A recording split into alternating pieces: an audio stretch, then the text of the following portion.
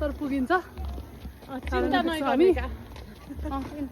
भर्खर त सुरु भएको छ हैन त भर्खर सुरु भएको छ 3 किलो घट्ने अभियान आजै सिलिमुनु छ हाई हाई हाई हामी पुग्न थालिसक्यौँ अब मात्र कति भन्दा 2 घण्टा 2 आवर्स हेलो गर्दा हामीले मुनि भने बोलाउँदा हुन्छ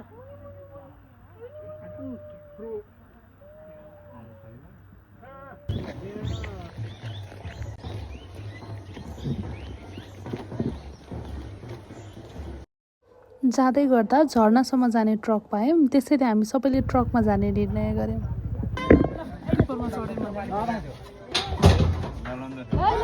सबैजनाले यता हाई गरिदिनु त हाई टाटामा चढेछौँ हामी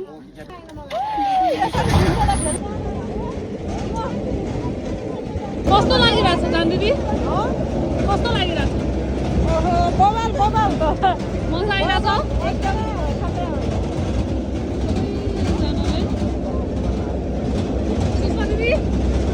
ठीक छ नि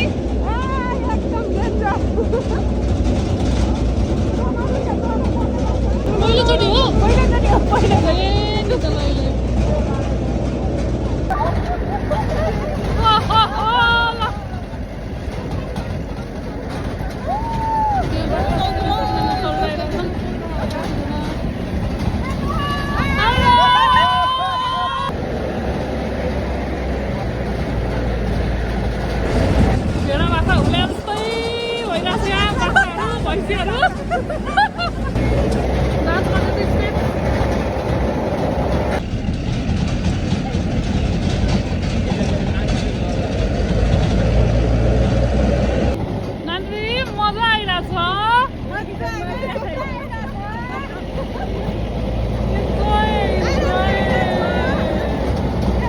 हाम्रो होमस्टेको भ्यू चाहिँ यस्तो रहेको थियो होमस्टेको भवन माटोले बनेको थियो र वरिपरि विभिन्न कलरको टेन्टहरू राखिएको थियो जसले गर्दाखेरि यहाँको दृश्य एकदमै रमाइलो र रमणीय देखिएको थियो त्यसपछि केही समय आराम गरेर हामी क्याम्प फायरको लागि रेडी भयौँ त्यतिन्जेलसम्म होटेलले क्याम्प फायरको व्यवस्था गरिदिइसकेको थियो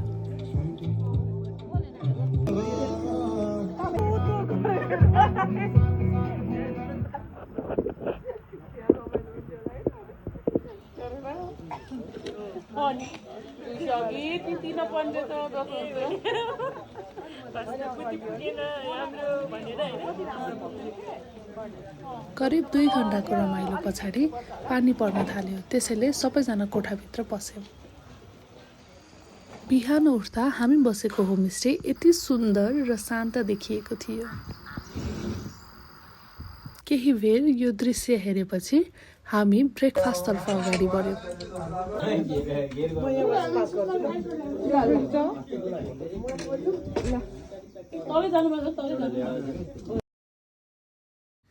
त्यस पछाडि हामी अघि बढ्यौँ हाम्रो गन्तव्यतर्फ जुन हो तीनधारे झरना जसलाई बाहुबली झरना भनेर पनि चिनिन्छ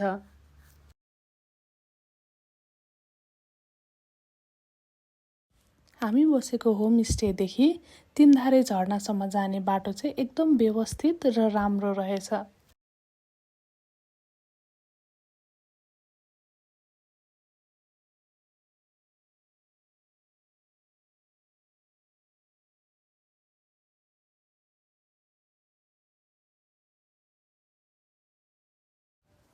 हरियो डाँडाकाँडा र मैदान हेर्दै त्यो बाटोमा अगाडि बढ्नुको मजा नै बेग्लै थियो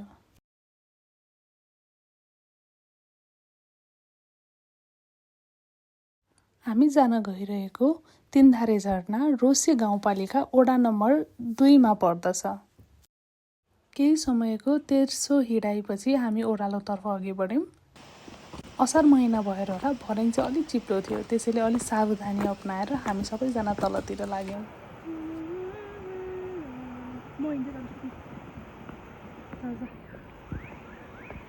बिस्तार जाइ लडिस अगाडि बढ्ने क्रममा रमाइलो गर्दै नाच्दै थकाइ मेटाउँदै हामी झरनातर्फ अघि बढ्यौँ।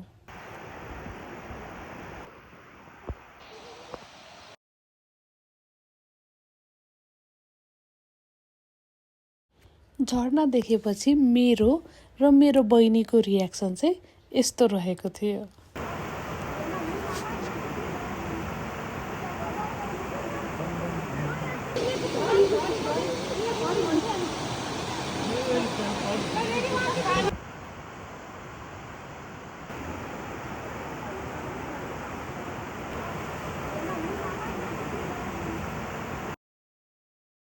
यति रमाइलो मनै लोभ्याउने मनमोहक दृश्य देखि पछाडि नाच्नु त परिहाल्यो नि, होइन र?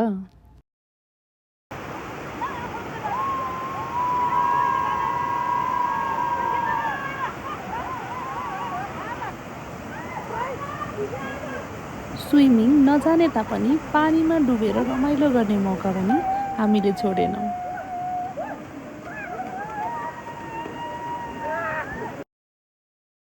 पानीमा डुबुल्की लगाएर खेलेर फोटोज र भिडियोजहरू थुप्रै खिचेर हामीले आउँदा भएको थकानलाई पनि त्यही बगाइदियौँ।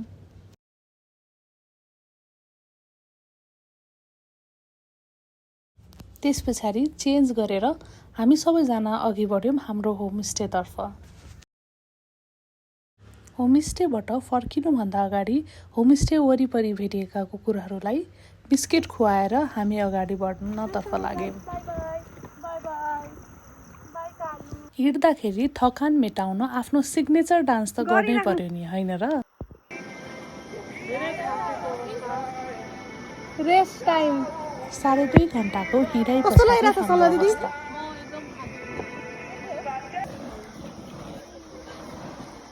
बाजा बजेछ। यो चाहिँ मेरो रेस्ट गरे पश्चातको एनर्जी रहेको छ। हाम्रो दिनधाराको यात्रा एकदम नै रमणीय रह्यो। तपाईहरू पनि भिजिट गर्नुहोला।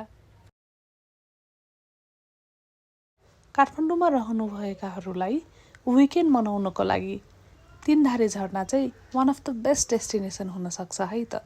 धन्यवाद।